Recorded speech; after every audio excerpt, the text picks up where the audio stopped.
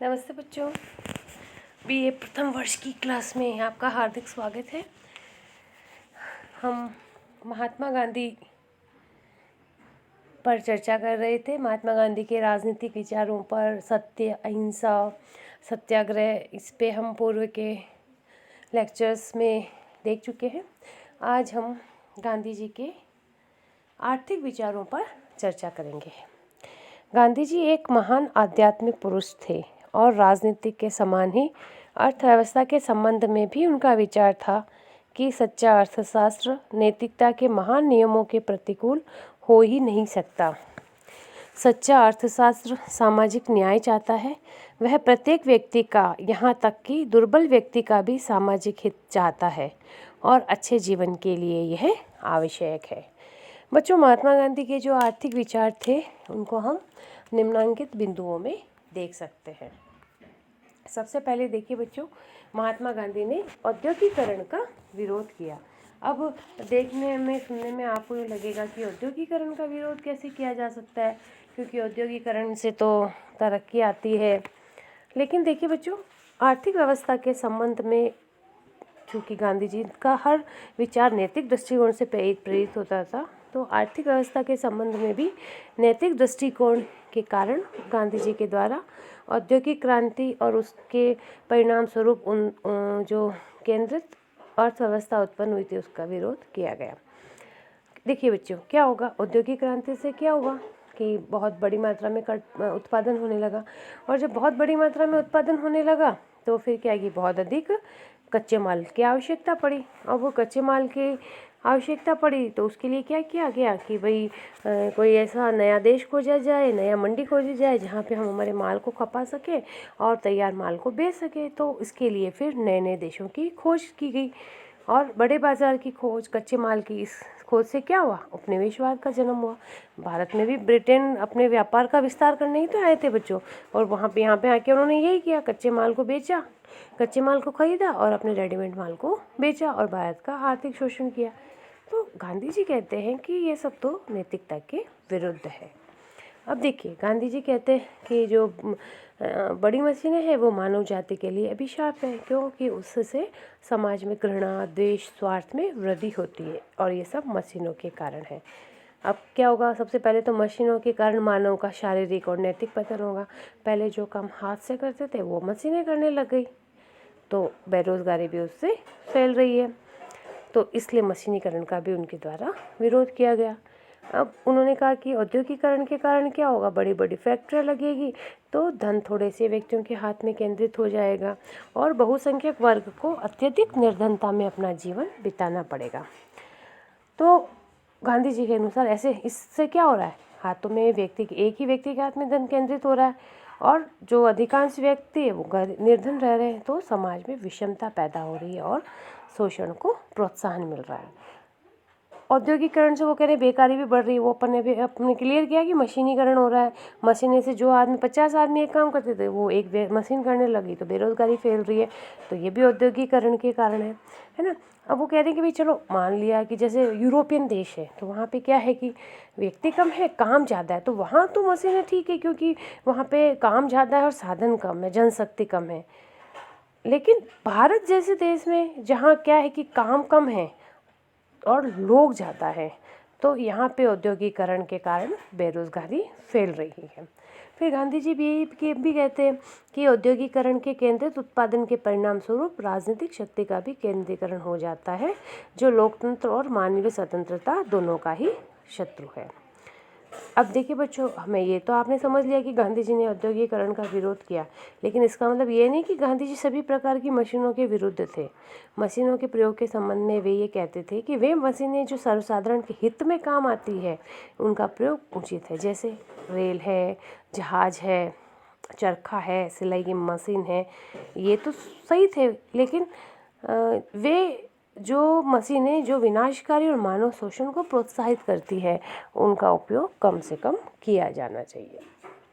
अब नेक्स्ट देखिए बच्चों, उन्होंने कुटीर उद्योग धंधों का समर्थन दिया। अब नेचुरली है कि औद्योगिकरण का जब विरोध किया जाएगा तो कुटीर उद्योग धंधों का समर्थन किया जाएगा।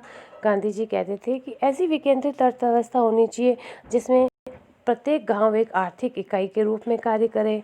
वे खादी को भारत की राजनीतिक और आर्थिक समस्याओं का अमोघ हल मानते थे और उनके द्वारा आर्थिक क्षेत्र में स्वदेशी के विचार का प्रतिपादन किया गया। गांधी जी का विचार था कि प्रत्येक देश की अर्थव्यवस्था वहाँ की जलवायु, भूमि तथा वहाँ के निवासियों के स्वभाव को ध्यान में रखते हुए निश्चित की जानी चाहिए और इस बात के आधार पर जहाँ तक भारत का संबंध है, भारत के लिए कुटीर उद्योग व्यवस्था ही सबसे बेस्ट है। अब फिर नेक्स्ट है बच्चों, व्यक्तिगत संपत्ति और प्रन्यास संबंधी धारणा। अब देखिए, महात्मा गांधी आर्थिक विषमता के पक्ष में नहीं थे और उससे समाप्त भी करना चाहते थे। अब वे साम्यवादियों से नहीं थे। साम्यवादी भी आर्थिक समानता स्थापित करना चाहते थे, लेकिन वो बलपूर्वक क्रांति के द्वारा चाहते थे। गांधी जी का विचार था कि हिंसात्मक होने के कारण साम्यवादी पद्धति उपयोगी नहीं है, इसे तो पूंजीपति वर्ग समाप्त हो जाएगा। तो गांधी जी ने कहा, अब समानता कैसी लाए जाए समान। तो उन्होंने सत्य और अहिंसा के आधार पर सार्वजनिक हित के लिए व्यक्तिगत संपत्ति ली जा सके तो ऐसा किया जाना चाहिए। अब धनिक वर्ग नहीं तैयार होगा तो स्वयं संपत्ति के संबंध में उनके दृष्टिकोण में परिवर्तन किया जाना चाहिए। धनिकों के दृष्टिकोण में परिवर्तन के लिए जो पॉलिसी थी, इसको महात्मा गांधी के द्वारा प्रन्यास सिद्धांत या ट्रस्टीशिप थ्योरी कहा गया, जिसके अनुसार श्रमिकों को चाहिए कि वे अपने धन को अपना न समझकर समाज की धरोहर समझे और उसमें से अपने ऊपर जीवन निर्वाह मात्र के लिए खर्च करते हुए शेष धन समाज के हित कार्यों में लगाए। गांधी जी का कहना था कि जो धनिक ऐसा न करे उनके विरुद्ध भी शक्ति का प्रयोग न किया जाए, वरन अहिंसात्मक असहयोग और सत्याग्रह द्वारा उनका हृदय परिवर्तन करके उन्हें सत्य मार्ग पर लाने की चेष्टा की जाए। लेकिन यदि पूंजीपति प्रन्यासी के रूप में कार्य करने में नितांत असफल रहे तो शासन द्वारा उनके उद्योगों को अपने हाथ में लिया जाना चाहिए। मतलब गांधीवादी तरीके से वो सामाजिक न्याय की स्थापना करना चाहते थे। फिर नेक्स्ट है बच्चों, अपरिग्रह का सिद्धांत। अपरिग्रह मतलब इकट्ठा नहीं करना। आर्थिक अन्याय और असमानता को दूर करने के लिए गांधी जी ने अपरिग्रह के सिद्धांत को अपनाया। गांधी जी कहते हैं कि प्रकृति स्वयं अपना उत्पादन करती है जितना सृष्टि के लिए आवश्यक है, तो वितरण का भी यही नियम होना चाहिए ना कि जितना प्रत्येक व्यक्ति को केवल अपनी आवश्यकता के लिए ले, संग्रह क्यों करें। तो महात्मा गांधी मानवीय इच्छाओं की अत्यधिक वृद्धि से भी चिंतित थे और इसलिए वे अपना जीवन शांतिपूर्ण और सादगीपूर्वक जीते थे। फिर नेक्स्ट है वर्ग सहयोग की धारणा। गांधी जी वर्ग सहयोग की धारणा में विश्वास करते थे।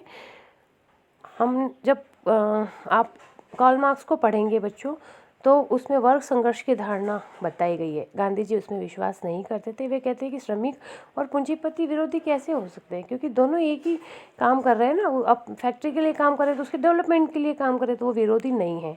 तो उनको सामूहिक प्रयत्नों के द्वारा उद्योगों के विकास का प्रयत्न किया जाना चाहिए। इस प्रकार आर्थिक क्षेत्र में गांधीवाद वर्ग सहयोग की धारणा का प्रतिपादन करता है। गांधी जी का विचार था कि पूंजीपति वर्ग को समाप्त करने की बजाय उसकी शक्ति को सीमित करना उपयोगी होगा और ये श्रमिकों को उद्योग के प्रबंध में तथा व्यवस्था में भागीदार बनाकर ही किया जा सकता है। इसके अतिरिक्त गांधी जी का विचार था कि यदि धनिक श्रमिकों के संपर्क में रहेंगे तो वे उसकी बुद्धि और चातुर्य से लाभ उठाकर अपनी प्रगति कर सकेंगे, मतलब दोनों साथ रहें। तो गांधी जी सहयोग पे विश्वास करते थे, संघर्ष में नहीं। इसलिए वो मजदूर और मालिकों के सहयोग पे बल देते थे। ये तो हो गए बच्चों गांधी जी के आर्थिक विचार। अब देखिए बच्चों, गांधी जी के आर्थिक विचारों की बहुत अधिक आलोचना की जाती है। सबसे पहली जो उनके आर्थिक विचारों की आलोचना की जाती है, उसका बिंदु जो आलोचक है वे ये कहते हैं कि गांधी जी ने जो औद्योगिकरण का विरोध किया है ये उचित नहीं है। वह वर्तमान परिस्थितियों के हिसाब से तो बिल्कुल भी उचित नहीं है। वर्तमान का युग तो औद्योगिकरण का युग है। औद्योगिकरण ने राजनीतिक सामाजिक समस्याएं दी है, लेकिन समाज को आगे भी बढ़ाया है और उन समस्याओं का समाधान तो किसी भी तरीके से निकाला जा सकता है।